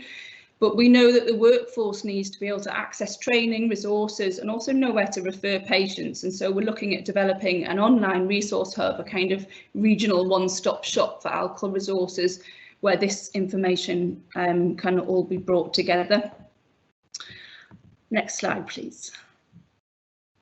And then finally, looking at tertiary prevention, the ICS is piloting approach in an A&E using alcohol navigators, because we know that the interface between acute and community services is often an area where vulnerable patients may disengage or fall through the cracks. So these posts will aim to provide additional patient-centred support for this cohort. We're also undertaking a mapping to get a better idea of where we are as a region, how alcohol impacts on our acute hospital services and what provision we have in place, which will enable us to develop the right services to respond to need. And we're also working with the mental health work stream to identify how we can address the needs of patients with alcohol and mental comorbidities. So that's all from me. Colin Shevels, he's the Director of Balance, who is going to be talking about preventing alcohol harm through policy action. Just to say that I was reflecting on the tobacco control presentation in particular, and just reflecting on a different position that alcohol is in. You know, tobacco got to where they were by raising people's awareness of harm and, you know, making the case for policy change and regulation to make a difference at a population level. And that's where alcohol is at the moment. The NHS and NHS professionals played a key role as far as tobacco is concerned, and they have a key role to play in terms of culture change around alcohol too. And I'm just going to touch on a couple of things that we're doing to try and build a movement for that kind of change, using similar approaches to tobacco. Next slide, please. If you want to just click through, there's a build here which just goes to show some of the campaigns that we've been running since 2013 that many of you will be familiar with. We've been using cancer to tell the harm story, and the latest of those, as Sarah alluded to, is a campaign which includes cancer but is much broader than that. Next slide, please. And this is where we've had the support from the Cancer Alliance and the ICS to talk about the harms that alcohol is causing in the context of COVID. So it talks about cancer, but it also talks about COVID, low-level mental health issues, cardiovascular disease, and so on. The number of people drinking at higher risk levels in the UK has almost doubled to 8.4 million during the pandemic. We're clearly in a position where we're going to see greater harm coming down the line. Our surveys estimate that almost 1 in 5 people in the Northeast are drinking more, and 80% of those are drinking at increasing and higher risk levels. So this campaign, it just went off air yesterday. I'd be happy to present back in terms of the evaluation of that campaign if it's helpful. But if we can look at why we do that, next slide, please. Again, this is a build, so if you can click a few times, there should be 4 bullet points on here. Our aims in terms of these campaigns are to change the conversation around alcohol. The industry tries to say the problem is a minority of drinkers who drink too much, bad people doing bad things. We know that we have a toxic product here, carcinogenic product, and we need to focus on that. We need to raise awareness of the harm that alcohol causes, because people have a right to know that. And also, we need to encourage, of course, individual behaviour change. But all of that is probably less important than the need to build support for effective alcohol policies, which will make a difference at a population level. And we are making some progress in those areas. Next slide, please. In terms of raising awareness, and again, this is a build, 41% of people in the Northeast are aware of the link between alcohol and cancer, much more than the awareness levels across the rest of the UK. Of course, we're wanting to encourage individual behaviour change. At the end of our last campaign, 22% claim to have cut down. I think we need to be cautious about that figure, though we do know that people who see our campaigns are more likely to do a period of abstinence through things like dry January. We, on the other hand, are very confident that people who are aware of the link between alcohol and cancer are more likely to support policy change. There's published papers, not just here and our own, but across the world, which suggest that, and that's our key aim here. And you know, introducing a range of policies is what we require. The next slide, please. And if you just build all of these up, there's a, you know, this is the task ahead of us. There's a whole range of things that we need to do in order to change the culture around alcohol. And I haven't got time to talk about all of them with you today. So if you can flick through to the next slide, please. The World Health Organization identifies three key areas, policy best buys, if you like. One is the affordability of alcohol needs to be tackled. And alcohol is 74% more affordable today than it was in 1987.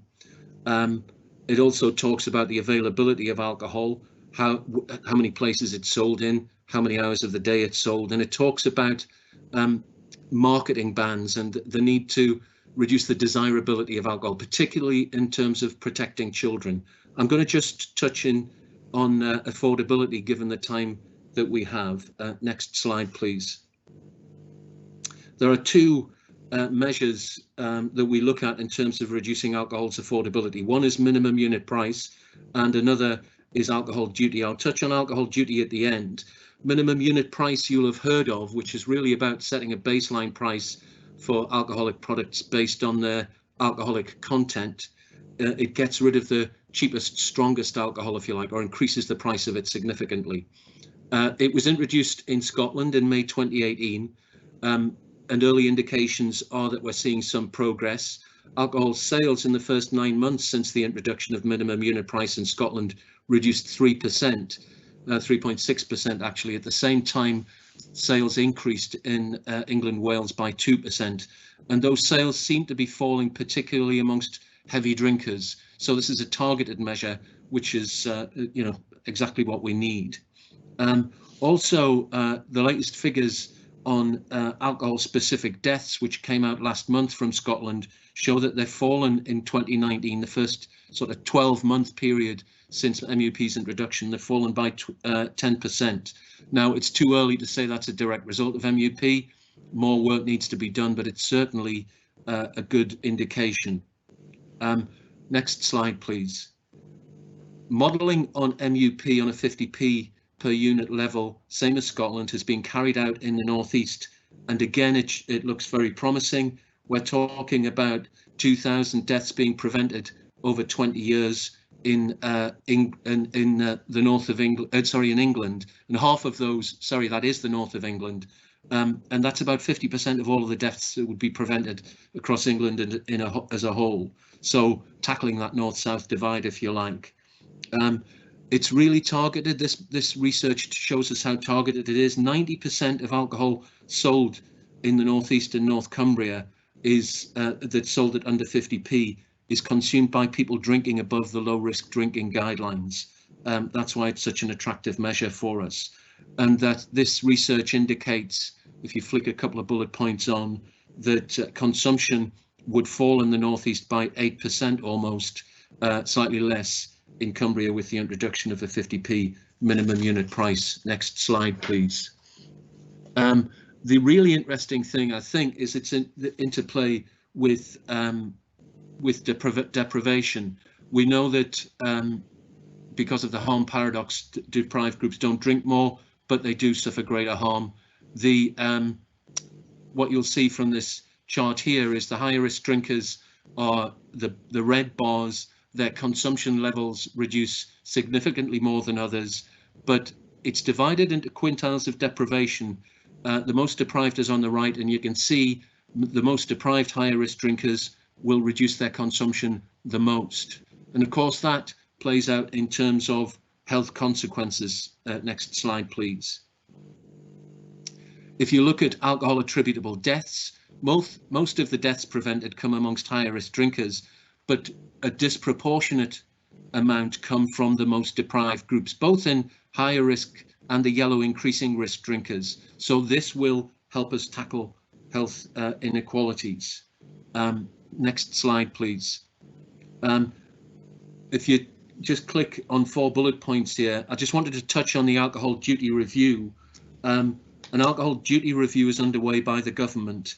And it's overdue because the alcohol duty system is a mess. What we need is a system which is proportionate.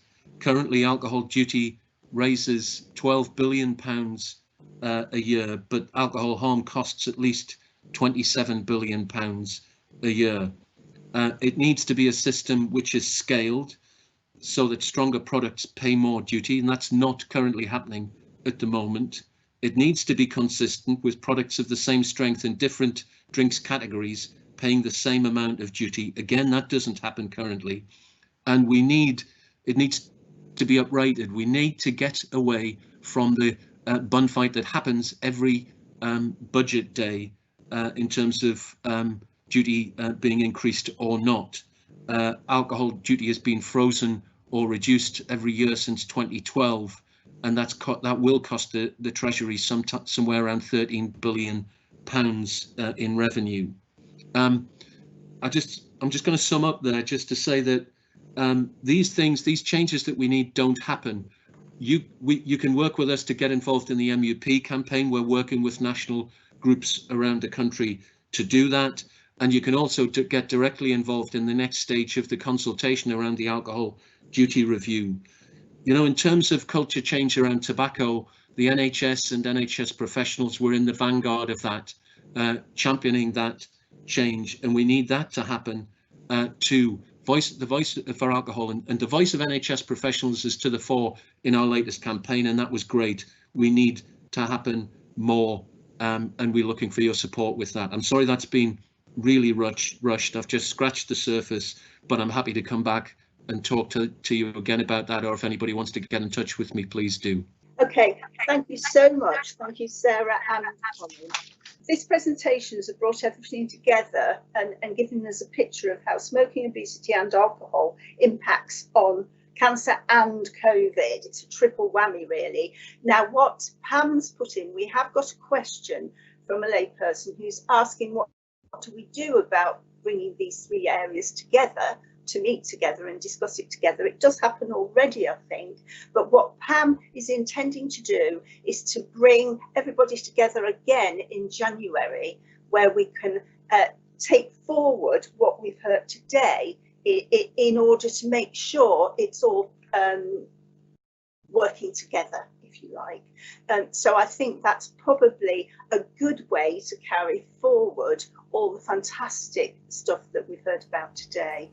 So can I thank everybody for attending, thank the presenters for being absolutely fantastic in really pulling out what the common issues are here.